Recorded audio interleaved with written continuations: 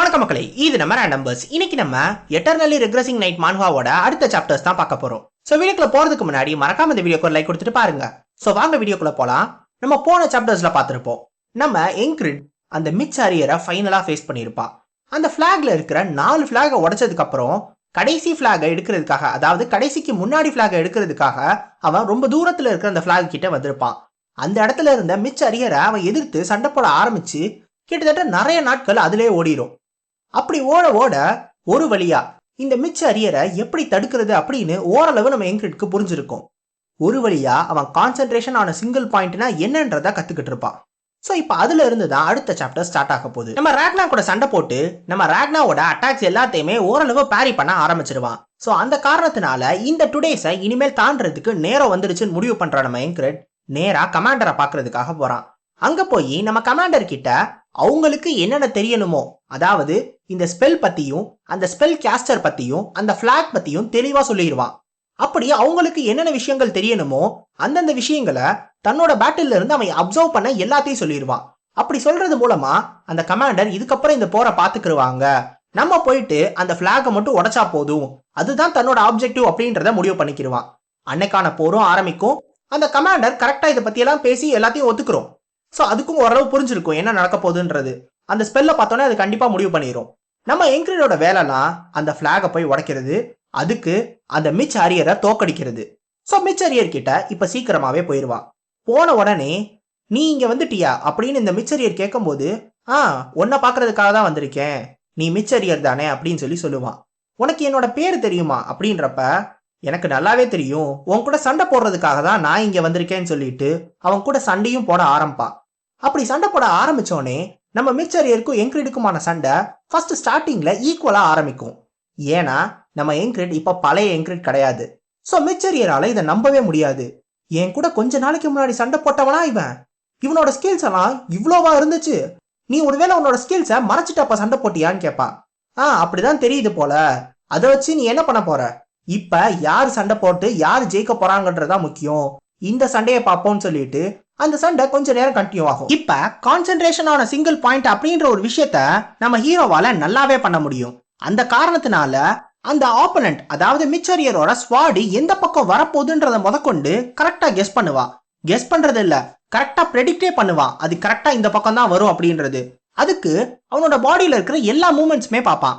அவன் காலை எங்க வைக்கிறான், அவனோட கை எப்படி இருக்கு, அவன் எப்படி ஸ்விங் பண்ண போறான், அவனோட பேலன்ஸ் எங்க இருக்குன்னு எல்லாத்தையும் உன்னிப்பா கவனிப்பான். அப்படி கவனிக்கிறது மூலமா எல்லா அட்டாக்ஸ்ல இருந்தும் தப்பிச்சுக்கிட்டே இருப்பான். இப்ப இந்த மிச் அரியர் அவனோட ஸ்கில்ஸ் எல்லாம் இங்க ஈடுபட ஆல, அதாவது என்கிரிட் அவனை எதிர்த்து ஓரளவு ஈக்குவலா சண்டை போடுறான்னு தெரிஞ்ச உடனே அவனோட ஒரு அல்டிமேட்டான மூவை யூஸ் பண்ணுவான். இந்த அல்டிமேட்டான மூவோட பேரு த வீல் கட். இந்த வீல் கட்டு கீழே இருந்து ஸ்டார்ட் ஆகிறது. கீழே இருந்து வீல் மாதிரி அப்படியே மேல வரைக்கும் கட் பண்றது. டீமன் ஸ்லேயர்ல பாத்தீங்கன்னா ஹினோகாமி காகுரா என்பு அப்படின்னு சொல்லி ஒரு அட்டாக் இருக்கும். அந்த அட்டாக்ல நம்ம டாஞ்சிரோ சர்க்கிளா ஒரு கட் பண்ணுவான். சோ அதே மாதிரியான ஒரு கட் தான் இந்த வீல் கட்டும். என்ன, இது கீழே இருந்து ஸ்டார்ட் ஆகுது, ஆனா அதே மாதிரி சர்க்கிளான கட் தான். இப்போ உங்களுக்கு இந்த கட் எப்படி இருக்க போகுதுன்னு புரிஞ்சிருக்கும். சோ இந்த ஒரு கட்டு எங்க இருந்து ஆரம்பிக்குதுன்றது தெரியாததுனால இது ஒரு லீத்தலான மூவா இருக்கும் ஆப்போனன்ட்டுக்கு. ஆனா நம்ம என்கிரிடுக்கு இனிமேலும் அப்படி கிடையாது. சோ நம்ம என்கிரிட் கரெக்டா இந்த அட்டாக் எங்க இருந்து ஸ்டார்ட் ஆகுதுன்றத பாத்துருவான். அவனோட கான்சென்ட்ரேஷனான சிங்கிள் பாயிண்ட் அதுக்கு ஹெல்ப் பண்ணும். சோ பார்த்தது மட்டும் கிடையாது, பார்த்துட்டு அதுக்கு ஒரு ஹாய் சொல்லிட்டு அடுத்தே ஒரு பாயும் சொல்லி அதை பேரி பண்ணிடுவான். இந்த பேரி பண்ணதை பார்த்த உடனே மிச் அரியரோட முகத்துல ஒரு அதிர்ச்சி. இந்த மிச் அரியர் உண்மையிலேயே ஒரு பெரிய டேலண்டட், அதாவது ஸ்வாட்ல ரொம்ப ரொம்ப டேலண்டடான ஒரு ஆளு. அவனோட அந்த ஹாரியர்ன்ற ஹவுஸ் இருக்குல்ல, அதாவது அவனுங்க ஃபேமிலியோட அந்த ஹாரியர்ஸ் இருக்கானுங்கல்ல, இவனுங்க எல்லாருமே இந்த ஆஸ்பென்ட் கிங்டம்ல, அதாவது இந்த எனிமியோட கிங்டம்ல ரொம்ப ரொம்ப பெரிய ஒரு ஃபேமிலி. இவனுங்க ஃபேமிலியில இருக்கிற எல்லாருக்குமே ஸ்வாட்ல டேலண்ட் கண்டிப்பா இருக்கும். ஸோ எல்லாருமே சூப்பரா ஸ்வாட்ல சண்டை போடக்கூடிய ஆளுங்க. அந்த காரணத்தினால நம்ம ஹரியருமே ரொம்ப சீக்கிரமாவே இந்த பெட்டாலியன்ல சேர்ந்துட்டான். அவன் சேர்ந்து அவனோட ஸ்கில்ஸையும் ப்ரூவ் பண்ணான். வெறும் 22 வயசுல அவனோட மொத்த சிட்டியிலுமே ஸ்ட்ராங்கஸ்டான ஒரு ஆளா மாறினான். அந்த காரணத்தினால ரொம்ப சீக்கிரமாவே அவன் அந்த கிரே ஹவுண்ட் அப்படின்ற அந்த ஸ்பெஷல் யூனிட்ல சேர்ந்து இந்த கிரே ஹவுண்ட்லயே டாப் 3 ஃபைட்டர்ஸ்ல ஒருத்தனா இருக்கான். அவனை எதிர்க்கிறதுக்கு அவனோட லெவல்ல யாருமே இல்ல, அவனோட வயசுலயும் யாருமே இல்ல. அந்த அளவுக்கு உண்மையிலேயே ஒரு டேலண்டடான ஒரு ஸ்ட்ராங்கஸ்டான ஃபைட்டர் தான் இந்த மிச் அரியர். இவன் ஒரு ஜீனியஸ்ன்றதுனால மற்றவங்க எல்லாரும் இருக்காங்கல்ல, அதாவது அவனை சுத்தி இருக்கிறவங்க எல்லாரும் ஏன் இந்த மாதிரி பண்றாங்க, எதுக்கு இவ்வளவு ஹார்ட் ஒர்க் போடணும்? இவ்வளவு ஹார்ட் ஒர்க் போட்டு ஒரு விஷயத்த கத்துக்கணுமா? சும்மா 2-3 ஸ்விங்லயே இதெல்லாம் கத்துக்க முடியாதா அப்படின்னு எல்லாரையும் மேல இருந்து கீழே பார்க்கணும் அப்படின்ற ஒரு எண்ணத்திலே வாழ்ந்தவ. பேரி பண்ண அந்த ஒரு அட்டாக்க பார்த்ததுக்கே இந்த மிச்சரியருக்கு அதிர்ச்சின்றதுனால இந்த மிச்சரியரால அதுக்கு மேலேயும் நம்ம என்கிரிட எதிர்த்து சண்டை போட முடியாது. ஸோ நம்ம என்கிரிட் இந்த ஒரு ஃபைட்டை இன்னையோட முடிக்க போறேன்றத முடிவு பண்ணிடுவான். ஸோ மிச்சரியரோட அவனோட கழுத்தை வெட்டுறதுக்காக அவனோட ஸ்வாட பக்கத்துல எடுத்துட்டு வந்துடுவான். ஆனா மிச்சரியரை காப்பாத்துங்க அப்படின்னு ஒரு உத்தரவு வந்த உடனே எல்லாரும் சுத்தி எனிமீஸ் வந்துருவாங்க. அங்க கிரே ஹவுண்டோட கமாண்டரும் வந்துருவான். ஸோ மிச்சரியரை காப்பாத்திடுவாங்க. ஆனா நம்ம என்கிரிடோட ஆப்ஜெக்டிவ் என்ன? அந்த பிளாகை வெட்டுறது. அதுக்கு எத்தனை பேர் வந்தாலும் சரி அந்த பிளாகை நான் வெட்டியே தீருவேன்னு ஒரு முடிவோட தான் இருக்கான். வர அந்த கிராஸ்போவோட அட்டாக்கை எல்லா அட்டாக்கையும் நம்ம என்கிரிடால தடுக்க முடியாது. ஸோ அந்த காரணத்தினால தன்னால முடிஞ்ச அளவுக்கு முன்னாடி முன்னேறி போய் அந்த பிளாகை மட்டும் வெட்டிட்டா போதுன்னு நினைப்பான். அப்படி போறப்ப அவனால அந்த பிளாக் கிட்ட நெருங்கவே முடியாது. ஏன்னா முன்னாடி நிக்கிறது அந்த கிரே ஹவுண்டோட கமாண்டர். இந்த கமாண்டரை எதிர்க்கிறது அவ்வளோ ஈஸி கிடையாது. மிச்சரியருக்கே இவ்வளோ நாள் ஆச்சுன்னா கமாண்டரை எதிர்க்கிறதுக்கு இன்னும் நிறைய நாட்கள் தேவைப்படும்ன்றது நம்ம என்கிரிடுக்கு நல்லா தெரியும். ஆனா இப்போதைக்கு அந்த பிளாகை வெட்டுறது தான் அவனோட குறிக்கோள். ஸோ அதை வெட்டுறதுக்காக ஒரு சின்ன டேகரை எடுத்து ஃபர்ஸ்ட் பிளாகை நோக்கி வீசுவா. அப்படி வீசும்போது அந்த டேகர் பிளாக் மேல படாது. ஏன்னா இந்த பிளாகால அந்த இதுக்கேற்ற மாதிரி விலகிக்க முடியுமா? ஸோ பிளாகை நோக்கி வீசினா இந்த டேகர் பட மாட்டேங்குது. அடுத்து ரெண்டாவது டேகரை எடுத்து இந்த பிளாகும் அந்த போலும் எங்க கனெக்ட் ஆயிருக்கோ, ஸோ எங்க கட்டி வச்சிருக்கானுங்களோ அந்த இடத்த நோக்கி எய்ம் பண்ணுவான். அப்படி எய்ம் பண்ணும்போது கரெக்டா அந்த பிளாக்ல போயிட்டு அது பற்றும். அப்படி பட்டு அதை டேமேஜும் பண்ணிடும். இந்த ஸ்பெல்ஸ்லாம் ஒரு முக்கியமான விஷயம் அந்த மீடியம். ஸோ மீடியம்ல ஒரு சின்ன டேமேஜ் வந்தா கூட இந்த ஸ்பெல்லு காணாம போயிடும். இதை தான் நம்ம என்கிரிட் எய்ம் பண்ணியிருக்கான். இப்ப இதே நேரத்துல நம்ம கமாண்டர் அங்கே சண்டை போட்டுக்கிட்டு இருப்பாங்க. அதாவது நம்ம ஃபோர்ஸோட கமாண்டர் இருக்காங்கல்ல, நம்ம என்கிரிட் ஃபோர்ஸோட கமாண்டர், அவங்க சண்டை போட்டுக்கிட்டு இருக்கும் போது யோசிக்கிற விஷயம்லாம் ஒண்ணுதான். அவங்க இந்த என்கிரிட சொன்னதுனால அவனோட பேச்சை கேட்டு இந்த மாதிரி ஒரு ஸ்பெல் வரப்போது எங்களுக்கு எக்ஸ்ட்ரா ஃபோர்ஸஸ் தேவைப்படுதுன்னு அவங்களோட கிங்டம்ல கேட்டிருப்பாங்க. ஆனா அந்த கிங்டம் சேர்ந்தவனுங்க எல்லாரும் சேனலவாதிங்க. அவனுங்க எக்ஸ்ட்ரா ஃபோர்ஸஸை தந்திருக்கவே மாட்டானுங்க. அதனால இருக்கிற ஃபோர்ஸஸை வச்சு இதை எப்படி சமாளிக்கிறதுன்னு இந்த கமாண்டர் யோசிச்சுக்கிட்டு இருப்பாங்க. என்ன பண்றது கரெக்டா அந்த நேரத்துல இந்த ஃபாகெல்லாம் மறைய ஆரம்பிச்சிரும். இந்த ஃபாகு மறைச்சதை பார்த்து ஆச்சரியப்படுறது யாருன்னா அந்த எனிமியோட ஃபோர்ஸஸ் தான். ஏன்னா அவனுங்க இந்த ஃபாகு ரொம்ப நேரத்துக்கு இருக்கும்னு நினைப்பானுங்க. பார்த்தா டக்குன்னு இந்த ஃபாகு மறைஞ்சு போயிடும். இதுதான் சான்ஸ், சர்ப்ரைஸா இப்ப அவனுங்களை அட்டாக் பண்ணிடலாம்னு சொல்லி இந்த கமாண்டர் உடனே கவுண்டர் அட்டாக் பண்ணுங்கன்னு உத்தரவு போடும். எல்லாம் வேகமா அட்டாக் பண்ண ஆரம்பிச்சிருவானுங்க. அப்ப இந்த கமாண்டர் யோசிக்கும், இந்த ஸ்பெல்ல தடுத்தது யாரு? ஒருவேளை அவனா இருக்குமோ? அந்த அவன் நம்ம என்கிரிட் தான். ஸோ நம்ம என்கிரிட் எங்க தெரியுமா இருக்கான்? ஒரு உடஞ்ச ஸ்வாட கையில வச்சுக்கிட்டு எனிமீஸ்க்கு நடுவுல இருக்கான். நம்ம என்கிரிட் என்ன யோசிச்சிருப்பானா, இந்த பிளாகை டெஸ்ட்ராய் பண்ண உடனே இந்த ஸ்பெல்லு அப்படியே போக ஆரம்பிச்சிருமா? அப்ப இந்த ஃபாகு மறையற இந்த சான்ஸை யூஸ் பண்ணிட்டு எப்படியாவது ரெம்மு கிட்டயோ இல்ல ராக்னா கிட்டயோ தப்பிச்சு போயிடலாம் நினைப்பான். ஆனா அவன் போட்ட பிளான் கொஞ்சம் மிஸ் ஆயிடும். அவன் ரொம்ப தூரத்துல இருந்ததுனால ரெம்மு ராக்னாவும் வேற இடத்துல இருந்திருப்பாங்க. ஸோ தப்பிச்சு போறதுக்கு இடம் இல்லாம எனிமீஸ்க்கு நடுவுல மாட்டிக்கிட்டான். இப்ப ரெம்மு ராக்னாவும் எங்க இருப்பாங்கன்னா, இந்த ரெம்மு இந்த ஸ்பெல்ல உருவாக்குனவன் யாருன்றதை தேடி அவனை சண்டை போடுறதுக்காக இன்னொரு பக்கம் போக ஆரம்பிச்சிருவான். நம்ம ராக்னா என்ன தெரியுமா பண்ணியிருப்பான்? எவன் எங்க இருக்கானே தெரியாம, எவனை அடிக்கிறோனே தெரியாம, சம்பந்தமே இல்லாம அவனுங்கள சோல்ஜர்ஸையே எதிர்த்து அவன் போய் நின்றுகிட்டு இருப்பான். அவனுங்க சோல்ஜர்ஸ் இவனை பார்த்துட்டு ஒரு ரியாக்ஷன் கொடுப்பாங்க. ஏலே நீயா இவ்வளவு நேரம் கூட சண்டை போட்டுக்கிட்டு இருந்த அப்படின்னு. இவனுங்க அப்பதான் நம்ம ராக்னா யோசிப்பான், நீங்க எனிமீஸ் இல்லையே அப்படின்னு. இதுவே உனக்கு இப்பதான் தெரியுதா? முதல்ல நீ அந்த பக்கம் போடா அப்படின்னு அவனை திட்டிடுவாங்க. ஸோ நம்ம ராக்னா உண்மையிலே ஜோரோ மாதிரி தான் இருக்கான். நான் அப்பப்போ சொல்லுவேல இவனுங்க ஜோரோ சாஞ்சி மாதிரி இருக்கானுங்கன்னு. ஸோ தொலைஞ்சு போயிட்டு எங்க இருந்தோ சுத்திக்கிட்டு தெரியுறான் நம்ம ராக்னா. நம்ம என்கிரிட தாக்குறதுக்காக அந்த சோல்ஜர்ஸ் எல்லாம் வரும்போது அவனை காப்பாத்துறது ஒரு பூமா.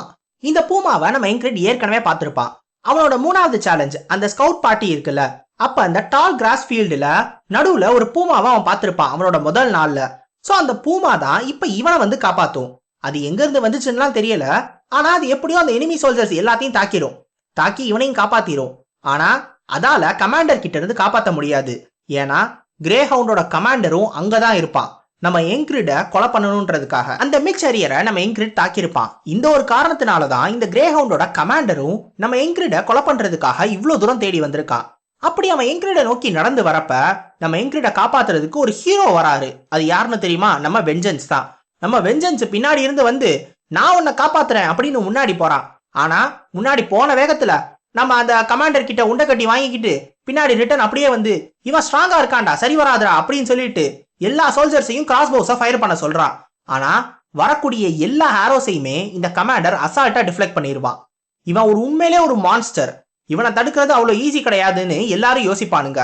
அந்த பூமாவும் அந்த கமாண்டரை தாக்குறதுக்காக போகும், அந்த பூமாவே அவன் அசால்ட்டா காலி பண்ணிடுவான். அப்ப இந்த கமாண்டரோட ஹெவி ஸ்வாட் டெக்னிக்கை தன்னால தடுக்க முடியாதுன்றதுனால நம்ம என்கிரிட் ஒரு சின்ன டேகரை எடுத்துக்கிடுவான். அதை எடுத்துட்டு நம்ம மிச்சரியரோட ஃப்ளோயிங் ஸ்வாட் டெக்னிக்கை யூஸ் பண்ணணும்னு நினைப்பான். இந்த மிச்சரியர் வந்துட்டு ஒரு ஃப்ளோயிங் ஸ்வாடுன்னு ஒன்ன யூஸ் பண்ணி நம்ம என்கிரிடோட எல்லா அட்டாக்ஸையும் டிஃப்ளெக்ட் பண்ணியிருப்பான். இப்ப அதே மாதிரி பண்ணி இந்த கமாண்டரோட அட்டாக்கை டிஃப்ளெக்ட் பண்ணணும்னு நம்ம என்கிரிட் முடிவு பண்ணுவான். அதை பண்ண உடனே இந்த கமாண்டருக்கு ஆச்சரியமா இருக்கும், இது மிச்சரியரோட டெக்னிக் ஆச்சே அப்படின்னு. இது வேலை செஞ்சிருச்சு அப்படின்னு நம்ம என்கிரிட் சிரிப்பான். அத்தோட நிறைய எனிமீஸ் அங்கே வந்துட்டதுனால இந்த கமாண்டர் அங்கிருந்து போக வேண்டியதா போயிடும். அதாவது நம்ம என்கிரிடோட சோல்ஜர்ஸ் நிறைய பேர் அங்கே வந்துருவாங்க, நம்ம கமாண்டருக்கு எனிமீஸ்னு சொல்றேன். ஸோ கமாண்டர் அங்கிருந்து போயிடுவான். அவன் போறப்பையும் நான் கண்டிப்பா இதை மறக்க மாட்டேன்னு நம்ம என்கிரிட பார்த்து சொல்லிட்டு அங்கிருந்து போயிடுவான். நம்ம என்கிரிடும் அந்த பூமாவை போய் பார்ப்பான்.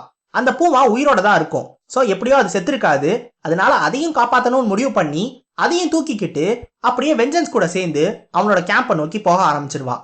அப்ப அவனோட டெத்தை திருப்பியும் பார்ப்பான். அவனோட டெத்து கேட்கும், நீ இன்னைக்கும் நீ நினைச்சதை சாதிச்சுக்கிட்ட, அப்படி என்னதான் உன்னை ஊக்குவிக்குது, எதுக்கு இவ்வளோத்தையும் நீ பண்றன்னு கேட்கும்போது அவன் எந்த பதிலும் சொல்லாம அவன் கண்ணை மூடிடுவான். ஸோ நம்ம என்கிரிட் ஒரு வழியா இந்த டுடேவையும் தாண்டிட்டான். அவன் கண்ணை முடிச்சு பார்த்த உடனே என்ன நம்ம கையில ஏதோ பட்டுக்கிட்டே இருக்கு அப்படின்னு சொல்லி பார்ப்பான். பார்த்தா அவனோட கை கிட்ட அந்த பூமாவும் பக்கத்திலே படுத்துக்கிட்டு இருக்கும். இந்த பூமா எங்க இருந்து வந்துச்சு? ஓஹோ, அப்பதான் அவனுக்கு எல்லாம் ஞாபகம் வர ஆரம்பிக்கும். இந்த பூமாவை நம்ம தான் தூக்கிட்டு வந்தோம், அந்த பேட்டில் முடிஞ்சதுக்கு அப்புறம் நான் மயக்கம் போட்டு விழுந்துட்டேன், அதுக்கப்புறம் என்ன நடந்துச்சுன்றது நம்ம என்கிரிடுக்கு தெரியாது. ஆனா அவனோட ஸ்குவாடு அவனை காப்பாத்தி இங்க கூட்டிட்டு வந்து வச்சிருப்பானுங்க. ஸோ நம்ம என்கிரிட் எந்திரிக்கிற வரைக்கும் இவனோட ஸ்குவாட்ல இருக்க எல்லாரும் அங்கேயே வெயிட் பண்ணிக்கிட்டு இருப்பானுங்க. இவன் எந்திரிச்சதை பார்த்த உடனே தான் எல்லாருக்கும் கொஞ்சம் நிம்மதியா இருக்கும். உடனே அவன் வேலையை பார்த்துட்டு போயிடுவானுங்க. ஆனா ரெம்மு மட்டும் எங்கேயும் போயிருக்க மாட்டான், ரெம்மு அங்கேயே உட்காந்துருப்பான். அப்ப நம்ம ரெம்மு நம்ம என்கிரிட பார்த்து கேட்பான், இந்த ஸ்பெல்லை பத்தி எல்லாம் உங்களுக்கு எப்படி தெரிஞ்சிச்சு அப்படின்னு. உடனே நம்ம என்கிரிட் என்ன சொல்லுவான்னா, இல்ல நான் இதே மாதிரி ஒருத்தன்கிட்ட இருந்து ஒன்ன மாதிரியே ஒருத்தன்கிட்ட இருந்து இந்த ஸ்பெல்லை பத்தி கேட்டு தெரிஞ்சுக்கிட்டேன், அதனாலதான் எனக்கு இதை பத்தி தெரிஞ்சிருந்துச்சு, அதனால அந்த ஸ்பெல்லை போய் உடச்சிட்டேன் அப்படின்னு சொல்லுவான். நீங்க என்கிட்ட சொல்ல விருப்பம் இல்லைன்னா ஒரு பிரச்சனையும் இல்லை, ஆனா ஸ்பெல்லுல ரொம்ப இன்ட்ரெஸ்ட் காட்டாதீங்க, அது அவ்வளவு நல்லது இல்ல அப்படின்னு சொல்லிட்டு நம்ம ரெம் கிளம்பும் போது நம்ம என்கிரிட் ஒரு கேள்வி கேட்பான், நான் மயக்கம் போட்டு விழுந்ததுக்கு அப்புறம் நீ பேட்டில்ல என்ன பண்ணிக்கிட்டு இருந்த அப்படின்னு. இந்த ரெம் என்ன தெரியுமா பண்ணி இருந்திருக்கான், அந்த ஸ்பெல்ல உருவாக்குனவன் யாருன்றத பார்க்கணுன்றதுக்காக எனிமியோட ஃபோர்ஸஸ்குள்ள போயிருக்கான். போயிட்டு அவனை தேடி கண்டுபிடிக்கவும் செஞ்சிருக்கான். போன உடனே அவன் மூஞ்சியை பார்த்திருக்கானா, அவன் மூஞ்சி அவனுக்கு பிடிக்கலையா, அந்த காரணத்தினால அவன் தலையை அங்கேயே வெட்டி போட்டுட்டு அங்கிருந்து வந்திருக்கான். இதை உண்மையிலே அவன் பண்ணியிருக்கான். ஸோ ஸ்பெல் கேஸ்டரா அவன் தான் தோக்கடிச்சிருக்கான். இனிமேல் இந்த மாதிரி ஒரு ஸ்பெல்ல உருவாக்கிட கூடாதுன்றதுக்காக நம்ம என்கிரிட் மயக்கம் போட்டு விழுந்ததுக்கு அப்புறம் இந்த பேட்டில் ஓரளவு அட்வான்டேஜ் தான் இவங்களோட சோல்ஜர்ஸ்க்கு கிடைச்சிருக்கு. ஏன்னா ஃபாக் டக்குன்னு மறைஞ்சு போயிட்டதுனால எல்லாரும் இந்த குழப்பத்துல இருந்தாங்க. அந்த இதை யூஸ் பண்ணிக்கிட்டு நம்ம கமாண்டர் கரெக்டா எல்லாரையும் வழி நடத்தி ஓரளவு இந்த பேட்டில் அவங்களுக்கு ஏத்த மாதிரி அட்வான்டேஜ் ஏத்த மாதிரி மாத்திக்கிட்டாங்க. அப்படி மாத்திக்கிட்டாலும் கூட அந்த எனிமீஸ் எல்லாரும் சட்டுன்னு ரெட்ரீட் பண்ணிட்டு அங்கிருந்து போயிட்டானுங்க. ஸோ பெருசா இந்த பேட்டிலுக்கு கன்க்ளூஷனே இல்லாம இது முடிஞ்சு போச்சு.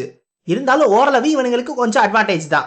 இப்ப நம்ம என்கிரிட் வந்துட்டு கடைசியா அவன் பண்ண விஷயத்த யோசிச்சுக்கிட்டு இருப்பான். அந்த கமாண்டருக்கு எதிராக மிச்சரியரோட அந்த ஃப்ளோயிங் ஸ்வாட் டெக்னிக்கை யூஸ் பண்ணியிருப்பான். அதை தன்னால திரும்பி பண்ண முடியுமான்னு யோசிப்பான். அப்ப ரெம்மு ராக்னாவும் முன்னாடி இருப்பானுங்களா, அவனுங்க கிட்ட இதை பத்தி கேட்பான். நான் இது வரைக்கும் பிராக்டிஸ் பண்ணாத ஒரு டெக்னிக்கை நான் யூஸ் பண்ணியிருக்கேன், இது என்னால திரும்பி பண்ண முடியுமா, இது உண்மையிலே நல்லதா இல்லையா அப்படின்னு சொல்லி நீங்க சொல்லுங்க அப்படின்னு சொல்லி கேட்பான். ஏன்னா திடீர்னு ஒரு டெக்னிக்கை யூஸ் பண்ணா அது நல்ல விஷயமாவும் இருக்கலாம் இல்ல கெட்ட விஷயமாவும் இருக்கலாம் அப்படின்னு சொல்லி அவன் நினைப்பான். இதுக்கு நம்ம ரெம் என்ன சொல்லுவானா, உங்களுக்கு ஹார்ட் ஆஃப் த பீஸ்ட் தெரியும், ஸோ கண்டிப்பா உங்களால இதை பண்ணியிருக்க முடியும், மேபி இதெல்லாம் பண்ணியிருக்கலாம் அப்படின்னு சொல்லி விட்டுருவான். ராக்னா என்ன சொல்லுவானா, உங்களுக்கு பேசிக்ஸ் எல்லாமே நல்லா தெரியும், அதுவும் இல்லாம கான்சென்ட்ரேஷன் ஆன சிங்கிள் பாயிண்ட்டை நீங்க நல்லா கத்துக்கிட்டீங்க, அப்படி இருக்கிறப்ப இதை பண்ணியிருக்கிறதுக்கு வாய்ப்பு இருக்கு, இருந்தாலும் நீங்க இப்போதைக்கு லக்கியா தான் இருந்திருப்பீங்க, ஏன்னா நீங்க சொன்ன மாதிரி ஒரு டெக்னிக்கை நீங்க உங்க லெவல்ல யூஸ் பண்ணணும்னா கிட்டத்தட்ட நீங்க 100 தடவை சாகணும், அப்படி உங்களால பண்ண முடியல, நீங்க வெறும் ஒரு நாள்ல பண்ணிட்டீங்கன்னா நீங்க லக்கின்னு தான் அர்த்தம் அப்படின்னு சொல்லிடுவான். ஆனா நம்ம ராக்னாவுக்கு தெரியாது நம்ம என்கிரிட் அந்த ஒரு டெக்னிக்கை பார்த்து எத்தனை தடவை பார்த்துருப்பான்னு. கிட்டத்தட்ட 100 சாவேண்ணா, அதுக்கும் அதிகமா ஒரு வருஷத்துக்கு மேல இந்த டுடேவை ரிப்பீட் பண்ணிட்டான். மற்றவனுங்களுக்கெல்லாம் ஒரு நாளா போனது நம்ம என்கிரிடுக்கு இவ்வளோ நாளா இருக்கு. ஸோ நம்ம என்கிரிட் உண்மையிலேயே கொஞ்சம் கொஞ்சமாக அவனோட வளர்ச்சியை பார்த்துக்கிட்டு இருக்கான். இதை பற்றியெல்லாம் அவன் பேசிக்கிட்டு இருக்கும்போது, அவன் யோசிச்சுக்கிட்டு இருக்கும்போது கரெக்டாக இவங்களோட டென்ட்டுக்கு அந்த கமாண்டர் வருவாங்க. அந்த கமாண்டர் அங்கே வந்து நம்ம என்கிரிட் கிட்ட நீ தான் அந்த ஸ்பெல்லை உடச்சியா அப்படின்னு சொல்லி கேட்பாங்க. ஆமாம் அப்படின்னு நம்ம என்கிரிட் சொன்ன உடனே இந்த கமாண்டரும் ஓஹோ அதை பற்றி உனக்கு எப்படி தெரியும் அப்படின்னு கேட்கும்போது, இல்லை இந்த ஸ்பெல்லை பற்றியெல்லாம் நான் ஏற்கனவே இந்த மாதிரி கேட்டு தெரிஞ்சுக்கிட்டேன், எனக்கு கொஞ்சம் நாலேஜ் இருக்குன்னு சொல்லிடுவான். சரி, மொத்தம் 6 ஃப்ளாக் இருந்துச்சு. அந்த 6 ஃப்ளாக்ல கரெக்டான ஃப்ளாக் எதுன்னு கண்டுபிடிச்சேன்னு கேட்கும்போது நான் கெஸ் பண்ணேன்னு சொல்லிடுவான். அதுக்கு மேலே அந்த கமாண்டர் எதுவும் கேட்க மாட்டாங்க, அங்கேருந்து போயிடுவாங்க. நம்ம கமாண்டர் அங்கேருந்து போனதுக்கப்புறம் மற்றவனுங்களா நம்ம என்கிட்ட கலாய்க்க ஆரம்பிச்சிருவானுங்க. கமாண்டர்லாம் உங்களை பார்க்க வராங்க பார்த்தீங்களா அப்படின்னு சொல்லிட்டு. உடனே நம்ம என்கிரிட் வாய முடுங்கன்னு சொல்லிடுவான். அப்போ இந்த கிரைஸ் இருப்பான்ல, அவன் நம்ம என்கிரிட் கிட்ட ஒரு முக்கியமான விஷயத்த சொல்லுவான். நைட் ஆர்டர்ல இருந்து ஸ்குவேர்னு ஒருத்தன் அங்கே வரான் அப்படின்னு. இந்த ஸ்குவேர்னா என்னன்னு கேட்டிங்கன்னா, இந்த நைட்ஸ் எல்லாம் இருக்காங்கல்ல, இந்த நைட்டு தான் இந்த கதையை, அதாவது இந்த கதையோட உலகத்தை பொறுத்த வரைக்கும் ஸ்ட்ராங்கஸ்டான ஆளுங்க. இந்த நைட்டுக்கு கீழே புரோட்டோ நைட்டுன்னு ஒருத்தவங்க இருப்பாங்களாம், அதுக்கும் கீழே ஸ்குவேர்ஸ்னு ஒருத்தவனுங்க இருப்பானுங்க. இந்த ஸ்குவேர்ஸ் எல்லாம் இவனுங்களோட ட்ரைனிங்கை கம்ப்ளீட் பண்ணா புரோட்டோ நைட்டா மாறுவாங்க. அதாவது புரோட்டோ நைட்டுன்றது ஒரு ஹாஃப் நைட்டு மாதிரி, அதுக்கடுத்து ஸ்ட்ராங்கஸ்டான நைட்ஸா மாறுவாங்க. அப்படி உருவாக்கப்பட்டது தான் ஸ்கார்லட் க்ளோக் நைட் ஆர்டர். அது இவங்க கிங்டமா சேர்ந்தது. இந்த ஸ்கார்லட் க்ளோக் நைட் ஆர்டரை சேர்ந்த ஒரு சின்ன படம் தான் சைப்ரஸ் டிவிஷன். அந்த சைப்ரஸ் டிவிஷன்ல இருக்கிற ஒரு ஸ்குவாடோட லீடர் தான் நம்ம என்கிரிட். ஸோ இவனுங்க இருக்கிறதே இந்த ஸ்கார்லட் க்ளோக் நைட் ஆர்டரை சேர்ந்தது தான். அந்த நைட் ஆர்டர்ல இருக்கிற ஒரு முக்கியமான நைட்டோட புரோட்டோ நைட்டு தான் இப்ப இங்க வரப்போறான். அதாவது புரோட்டோ நைட்டு கிடையாது, ஒரு ஸ்குயர் வரப்போறான். இவன் புரோட்டோ நைட்டா மாறப்போற ஒரு ஸ்குயரா. இப்ப இவன் இங்க வரதுனால திரும்பியும் அன்னைக்கும் இந்த பேட்டில் நடக்கும். இந்த பேட்டில போய் பார்க்கணும் அப்படின்னு நம்ம என்கிரிடுக்கு ஆசை இருக்கும். அவனால முடியல, அவனுக்கு அவ்வளவு காயம் பட்டிருந்தாலும் தன்னோட கனவு என்ன அப்படின்றத பார்க்கணும்னு நம்ம என்கிரிடுக்கு ஆசை இருக்கும். ஸோ அதுல ஒரு சின்ன பாட்டையாவது பார்ப்போமே அப்படின்னு சொல்லிட்டு அந்த இடத்துக்கு அவனும் போவான். இந்த பேட்டில் நடக்கும்போது இந்த ஸ்குயர் இருக்கான்ல, அதாவது இந்த நைட்டோட அந்த புரோட்டோ நைட்டா மாற போற அந்த ஸ்குயர், அவன் தன்னந்தனியா எனிமி ஃபோர்ஸஸ்க்கு முன்னாடி நடந்து போவான். போன உடனே இந்த எனிமி ஃபோர்ஸஸ் எல்லாரும் லட்சக்கணக்கில் ஆரோஸை இவனை நோக்கி எய்ம் பண்ணுவாங்க, எய்ம் பண்ணி ஃபயர் பண்ணுவாங்க. அந்த ஆரோஸை ஃபயர் பண்ண உடனே இவன் ஒரு வித்தியாசமான ஸ்டான்ஸ் எடுப்பான். நம்ம டான்ஜிரோ எந்த மாதிரியான ஒரு ஸ்டான்ஸ் எடுப்பானோ அதே மாதிரி ஒன்று எடுத்துருவான். எடுத்துட்டு அவனோட காலில் டிட்டர்மினேஷனை யூஸ் பண்ணுவானா. இதை பத்தி நம்ம ராக்னா நம்ம என்கிரிட் கிட்ட சொல்லுவான், அவன் டிட்டர்மினேஷனை யூஸ் பண்றான்னு. அதை யூஸ் பண்ணிட்டு அவன் முன்னாடி ரொம்ப வேகமா மூவ் பண்ணுவான். அந்த ஒரு ஃபோர்ஸ்லயே அந்த ஆரோஸ் எல்லாம் டிஃப்ளெக்ட் ஆயிடும். அப்படி முன்னாடி வேகமா போனவன் கிட்டத்தட்ட ஒரு 10-15 எனிமீஸை ஒரு சிங்கிள் ஸ்ட்ரைக்ல அப்படியே காலி பண்ணிடுவான். வெறும் ஒரு சின்ன ஸ்விங்கு தான், அதுல ஒரு 10-15 எனிமீஸ் அப்படியே பறந்துருவானுங்க. எனிமீஸோட எல்லா அட்டாக்ஸையுமே அவன் ஈஸியா பிளாக் பண்ணி நிறைய எனிமீஸை அவ்வளோ சீக்கிரமா காலி பண்ண ஆரம்பிச்சிருவான். எனிமீஸ்க்கெல்லாம் என்ன பண்றதுனே தெரியாது இந்த ஸ்குயரை எதிர்த்து. இப்ப நம்ம என்கிரிட் யோசிப்பான், இவன் எவ்வளோ ஸ்ட்ராங்கா இருக்கான் அப்படின்னு. நம்ம என்கிரிட் இத்தனை நாளா என்ன அச்சீவ் பண்ணணும்னு நினைச்சானோ அதோட ஒரு சின்ன சாம்பிள் இப்ப அவன் கண்ணு முன்னாடி சண்டை போட்டுக்கிட்டு இருக்கு. ஸோ இந்த சாம்பிளோட ஸ்ட்ரென்த்தை பார்த்துட்டு தான் என்ன அச்சீவ் பண்ணணும் அப்படின்றத நம்ம என்கிரிட் யோசிச்சுக்கிட்டு இருக்கான். அப்ப இந்த ஸ்கொயர் வந்து எப்படி சண்டை போடுறான்றத நம்ம என்கிரிட் பார்ப்பான்ல, அவன் எந்த மாதிரியான ஸ்வாட் டெக்னிக்கை யூஸ் பண்றான்றத கவனிப்பான். அவன் ரைட்டியஸ் ஸ்வாடை தான் பேசிக்கா யூஸ் பண்ணுவான். இந்த ரைட்டியஸ் ஸ்வாடுன்றது ஓனியாக் ஸ்வாட் டெக்னிக்ல ஃபர்ஸ்ட். ஆனா அது மட்டும் இல்லாம ஹெவி ஸ்வாடையும் யூஸ் பண்ணுவான், அதே நேரத்துல ஃபாஸ்ட் ஸ்வாடையும் யூஸ் பண்ணுவான். ஒரே நேரத்துல 3. அதுலயும் முக்கியமா ஹெவி ஸ்வாடும் ஃபாஸ்ட் ஸ்வாடும் வேற வேற கேட்டகரி. இது எப்படி அவன் ஒன்னா யூஸ் பண்ண முடியும்னு யோசிப்பான். முதல்ல இந்த 5 ஸ்வாட் கேட்டகரிஸும் என்னென்ன அப்படின்றத நான் ஃபர்ஸ்ட் டீடைலா சொல்லிடுறேன். ஃபர்ஸ்ட் இருக்கிறது ரைட்டியஸ் ஸ்வாடு. ரைட்டியஸ் ஸ்வாடுன்றது என்னன்னா, அது எனிமியோட அட்டாக் பேட்டர்ன்ஸ்க்கு ஏற்ற மாதிரி மாறிக்கிட்டே இருக்கும். ஸோ இது காமனா நிறைய பேர் யூஸ் பண்ணுவாங்க. ரெண்டாவதா இருக்கிறது ஹெவி ஸ்வாடு. பேருக்கு ஏற்ற மாதிரி ஸ்ட்ரென்த்தை போட்டு தாக்குறது. ஸோ இந்த ஸ்வாடை ரொம்ப ஹெவி லாங் ஸ்வாட்ஸ் வச்சிருக்கிறவங்க யூஸ் பண்ணுவாங்க, அதிகமாக ஸ்ட்ரென்த்தை யூஸ் பண்ண போறவங்க யூஸ் பண்ணுவாங்க. மூணாவதா இருக்கிறது ஃப்ளோயிங் ஸ்வாடு. இந்த ஸ்வாடு எனிமியை ட்ரிக் பண்ணி அதுக்கேற்ற மாதிரியான வித்தியாசமான அட்டாக்ஸை யூஸ் பண்ணும். நாலாவதா இருக்கிறது ஃபாஸ்ட் ஸ்வாடு. பேருக்கு ஏற்ற மாதிரி ஃபாஸ்டா ஷிஃப்டான அட்டாக்ஸ் இருக்கும். அஞ்சாவதா இருக்கிறது ஜென்டில் ஸ்வாடு. இந்த ஜென்டில் ஸ்வாடுன்றது எனிமியோட அட்டாக்கை அப்படியே பிளாக் பண்ணி அப்படியே அதை ஃப்ளோ பண்ண விடும். நம்ம மிச்சரியர் ஒன்று யூஸ் பண்ணால, நம்ம என்கிரிட் கூட அதே விஷயத்த கமாண்டருக்கு எதிராக பண்ணால, இது இந்த ஜென்டில் ஸ்வாடுக்கு கீழே தான் வரும். ஸோ இதுதான் இந்த 5 கேட்டகரிஸ். இதுல இந்த ஹெவியும் இந்த ஷிஃப்டும் மாறி மாறி இருக்கிறது. ஒன்று ஸ்ட்ரென்த், இன்னொன்று ஸ்பீடு. ஆனால் ரெண்டையுமே இந்த ஸ்கொயர் இருக்கான்ல அவன் யூஸ் பண்ணுவான். இது எப்படின்னு யோசிப்பான். அப்பதான் நம்ம என்கிரிட்டுக்கு ஒரு விஷயம் புரிய வரும். ஓஹோ அப்படின்னு. என்னன்னா, இது எல்லாமே வேற வேறையா இருந்தாலும் இது எல்லாமே உருவானது ஒரே சோர்ஸ்ல இருந்து தான், ஓனியாக் ஸ்வாட் டெக்னிக். அதை உருவாக்குனவன் ஒருத்தன் தான். அப்ப அவன் யோசிச்ச விதம் ஒன்னாதான் இருக்கும். ஒருவேளை இது அஞ்சையுமே எவனாவது ஒருத்தன் புரிஞ்சுக்கிட்டானா அவனால எதை வேணாலும் கம்பைன் பண்ணி யூஸ் பண்ண முடியும். அப்படிதான் இந்த ஸ்கொயரும் இப்ப யூஸ் பண்ணிக்கிட்டு இருக்கான்.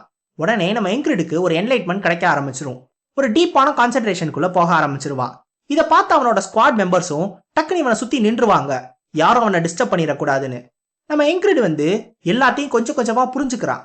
ஆனா புரிஞ்சுக்கிட்டா மட்டும் போதாது, தானே அந்த இடத்துக்கு போய் பார்த்தாதான் எல்லாமே தனக்கு தெரிய வரும்னு யோசிப்பா. ஸோ நம்ம என்கிரிடோட ஸ்குவாடும் மற்றவனுங்களும் உள்ள போகாமையே இந்த போர்ல நம்ம என்கிரிடோட சோல்ஜர்ஸ் எல்லாருமே ஜெயிச்சிருவாங்க. இந்த ஸ்கொயர் வந்துட்டதுனால அவனுங்களோட நைட் ஆர்டர் கொஞ்சம் ஈஸியாவே ஜெயிச்சிரும். அதனால இந்த போர்லயும் அவனுங்க ஜெயிச்சிருவானுங்க. ஸோ ஜெயிச்சதுக்கு அப்புறம் அடுத்து வின்டர் வந்துடும். வின்டர்ல இவனுங்களால எல்லாத்தையும் பண்ண முடியாது சண்டைய. ஸோ சண்டை போட முடியாததுனால எனிமிஸோட சோல்ஜர்ஸும் அவனுங்களோட ஊருக்கு போயிருவானுங்க. நம்ம என்கிரிடோட சோல்ஜர்ஸும் அவனுங்க இருக்கிற அந்த சிட்டிக்கு வந்துருவானுங்க. இவனுங்க வந்திருக்கிற அந்த சிட்டியோட பேரு பார்டர் கார்டு. இந்த பார்டர் கார்டுன்றது கிங்டமோட மூலையில இருக்கிற ஒரு ரிமோட் சிட்டி. இந்த சிட்டி எதுக்காக இருக்குன்னா, ஒருவேளை திடீர்னு ஏதாவது எனிமீஸ் அட்டாக் பண்ணானுங்கன்னா அவனுங்க கிட்ட இருந்து ப்ரொடெக்ட் பண்றதுக்காக தான் இந்த சிட்டியே இருக்கு. ஸோ இந்த சிட்டியில இருக்கிற முக்காவாசி பேர் சோல்ஜர்ஸா தான் இருப்பாங்க. ஒரு சில மக்கள் மட்டும்தான், நார்மல் மக்கள் மட்டும்தான் இருப்பாங்க, மற்ற எல்லாருமே சோல்ஜர்ஸ் தான். இப்ப இந்த சோல்ஜர்ஸ் எல்லாரும் இந்த ஊருக்கு வந்துருவானுங்க. வந்த உடனே இந்த போர்ல நல்லா பெர்ஃபார்ம் பண்ணவங்களுக்கு ரிவார்ட் கொடுப்பாங்க. அப்படி நம்ம என்கிரிடுக்கு ரிவார்ட் கிடைக்கும், அதுவும் அந்த ஸ்பெல்ல பிரேக் பண்ணதுக்காக. அப்படி நம்ம என்கிரிடு இந்த ரிவார்டை வாங்குறதுக்காக ஸ்டேஜ் மேல ஏறப்ப நிறைய பேர் இவனை கலாய்ப்பாங்க. ஏன்னா நம்ம என்கிரிடோட டேலண்ட்டை பத்தி நிறைய பேருக்கு தெரியும். அதனால இவெல்லாம் எப்படி இதை ஜெயிச்சிருப்பான், அவன் ஸ்குவாடு பண்ணதுக்கு தான் இவன் இந்த மாதிரி ரிவார்டு வாங்கிட்டு இருக்கான் போல, கேவலமானவனா இருக்கான் பாரு அப்படின்னு சொல்லுவானுங்க. ஆனா ஒரு சில பேரு நம்ம என்கிரிடுக்கு உண்மையிலேயே அந்த ரிவார்டுக்கு தகுதியானவன் தான் அப்படின்றத தெரிஞ்சிருப்பானுங்க. அவனுங்க எல்லாரும் உண்மையிலேயே நம்ம என்கிரிட பாராட்டுவானுங்க. நம்ம என்கிரிட் அந்த ரிவார்டை வாங்கினோன்னே என்ன பண்றதுன்னு யோசிப்பான். அப்ப அந்த கிராய்ஸ் கேட்பான், உங்களுக்கு என்ன வேணும், என்ன வேணாலும் சொல்லுங்க, பணத்தை வச்சு எது வேணாலும் வாங்கிடலாம் அப்படின்னு. உடனே நம்ம என்கிரிடு என்ன ஒரு நல்ல பிளாக் ஸ்மித் கிட்ட கூட்டிட்டு போன்னு சொல்லுவான். அதாவது இந்த ஸ்வாடெல்லாம் செய்வாங்கல்ல அவங்க கிட்ட. அங்க போயிட்டு புதுசா தனக்குன்னு காஸ்ட்லியான ஒரு எக்ஸ்பென்சிவான ஒரு ஸ்வாடை வாங்குவான். அந்த ஸ்வாடை வாங்கிட்டு நம்ம என்கிரிட் முடிவு பண்ணுவான், நான் இந்த மாதிரி கம்மியான ஒரு லோ லெவல் சோல்ஜரா இருக்கிறதே எனக்கு விருப்பம் இல்லை, நான் அடுத்தடுத்த லெவலுக்கு போக வேண்டிய நேரம் வந்துருச்சு, நான் சோல்ஜர் ப்ரொமோஷன் எக்ஸாமை எடுக்க போறேன்னு முடிவு பண்ணுவான். ஸோ நம்ம என்கிரிடோட அடுத்த அத்தியாயம் ஸ்டார்ட் ஆக போகுது. நம்ம என்கிரிட் இந்த சோல்ஜர் ப்ரொமோஷன் எக்ஸாம் எடுத்துக்கிறது மூலமா தான் நைட் ஆகணும் அப்படின்ற கனவுல ஒரு பெரிய ஸ்டெப்பை எடுத்து வைக்க போறான். ஸோ இந்த எக்ஸாம்ல அவன் எப்படி பெர்ஃபார்ம் பண்ண போறான், இதுக்கப்புறம் கதை எப்படி போகுது அப்படின்றத அடுத்த சாப்டர்ஸ்ல பார்ப்போம். ஸோ அடுத்த சாப்டர்ஸ்ல உங்களை சந்திக்கிற வரைக்கும் சைனோரா கைஸ், அரிகத்தோ கோசாய்மஸ்.